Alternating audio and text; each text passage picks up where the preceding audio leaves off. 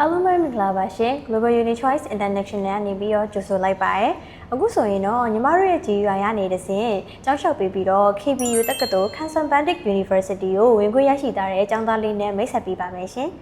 မောင်လေးမင်္ဂလာပါရှင်ဟုတ်မင်္ဂလာပါပထမအောင်ဆုံးအနေနဲ့မောင်လေးဒီ KBU တက္ကသိုလ်ကိုဝင်ခွင့်ရရှိသွားလို့အမတို့ဘက်ကနေပြီးတော့လိုက်လဲလဲနဲ့ဂုဏ်ပြုပါရယ်နော်အခုမောင်လေးရဲ့နာမည်လေးရယ်ပြီးထားတဲ့ပညာရေးလေးရယ်ကိုမိတ်ဆက်ပေးပါအောင်ရှင်ဟုတ်ကျွန်တော်နာမည်ကတော့စင်ဝေရန်ထက်လို့ခေါ်တယ်ပြီးတော့ကျွန်တော် GED ပြီးထားရပါတော့ဟုတ်မောင်လေးဒီ GUI ကိုဘယ်လိုစပြီးတော့သိရလဲရှင်GUI ကိုဘယ်လိုစသိရလဲဆိုရင်ကျွန်တော်အဖေကဒီ GUI မှာလုပ်တဲ့ seminar ပွဲကိုတက်ရောက်ရင်းနဲ့စိတ်ဝင်စားတဲ့တခါလဲစုံစမ်းပြီးတော့ကြောင်းလျှောက်ဖြစ်တာပေါ့နော်ဟုတ်မောင်လေးကထိုင်းနိုင်ငံမှာဖြစ်လို့ရွေးချယ်ဖြစ်တာလေထိုင်းနိုင်ငံကကြတော့ဒီကျွန်တော်တို့မြန်မာနိုင်ငံနဲ့လည်းနီးတာရယ်ဒီတွားရေးလာရေးလည်းအဆင်ပြေတယ်ပြီးတော့ထိုင်းကကာရှာတော်တော်များကလည်းကျွန်တော်တို့မြန်မာနိုင်ငံနဲ့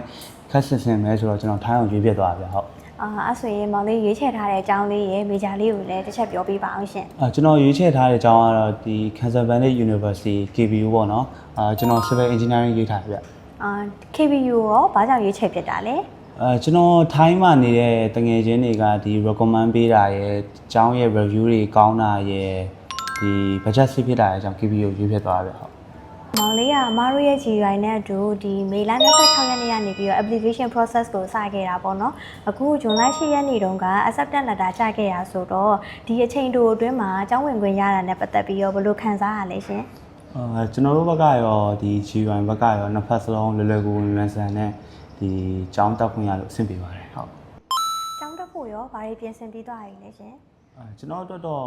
လိုထူကြီးတော့မရှိပါဘူးဒီကျောင်းဘက်ကပေးတဲ့လိုအပ်တဲ့ document တွေ acceptance letter လည်းရပြီးဆိုတော့ EDV လိုက်လျှောက်ပြီးကျောင်းသွားတက်ဖို့ကလည်းဆင်သင့်ပါတယ်ဟုတ်ကျောင်းလျှောက်ခဲ့တဲ့ဒီ application process အတွင်းမှာရောဘယ်လိုအကူအညီမျိုးတွေရခဲ့လဲရှင်ကျွန်တော်ဘက်ကနေဒီကျောင်းလျှောက်ဖို့အတွက်ဒီလိုအပ်တဲ့အချက်လက် document တွေကို GUI ကိုပို့ပေးထားအောင်ပဲပေါ့နော်ဒီ GUI ဘက်ကနေတောက်လျှောက်လိုအပ်တာမရှိအောင် follow လုပ်ပေးထားတော့အဆင်ပြေခဲ့ရပြဟုတ်ဆိုတော့မောင်လေးအနေနဲ့ဒီထိုင်းနိုင်ငံကိုသွားပြီးတော့ကျောင်းတက်ချင်တဲ့တခြားကျောင်းသားတွေကိုရောဘာတွေအကြံပြုချင်သေးလဲရှင်ဒီထိုင်းနိုင်ငံမှာကျောင်းတက်ဖို့စိတ်ဝင်စားတဲ့သူတွေကိုတော့ဒီကိုယ့်ရဲ့ရည်မှန်းချက်နဲ့ကိုက်ညီရဲ့ university နဲ့ program ကိုတခြားရွေးဖို့အကြံပေးခြင်းတယ်ပေါ့နော်ပြီးတော့ဒီထိုင်းနိုင်ငံကပညာရည်သွေးလဲကောင်းတယ်ကုန်ကြစိတ်လဲအသင်သေးဖြစ်တော့ဒီကျောင်းသားတွေအတွက်ရွေးချယ်တဲ့နေရာတစ်ခုလို့လည်းထင်ပါတယ်ကျွန်တော်အနေနဲ့ကတော့ဒီနိုင်ငံခြားမှာကျောင်းသားတက်ချင်ပေမဲ့ဘယ်ကနေစမှန်းမသိတဲ့သူတွေကိုဒီ GUI ကနေကိုနဲ့ကိုက်ညီမဲ့ major နဲ့ကျောင်းတွေကစဒီ visa လျှောက်တဲ့အထိအစားဆုံးဝန်ဆောင်မှုတွေအတွက်ဒီ GUI ကိုလာခဲ့ဖို့ recommend ပေးပါတယ်ဟုတ်ကဲ့မောင်လေးအဲ့ဒါဆိုရင်အခုလိုမျိုးအမားတို့ရဲ့ interview လေးကိုလက်ခံပြီးဖြေကြားပေးရတဲ့အတွက်ရောမောင်လေးကို GUI ရဲ့ကိုစားကျေးဇူးအများကြီးတင်ပါတယ်ရှင်ဟုတ်ကဲ့ကျေးဇူးပါဗျ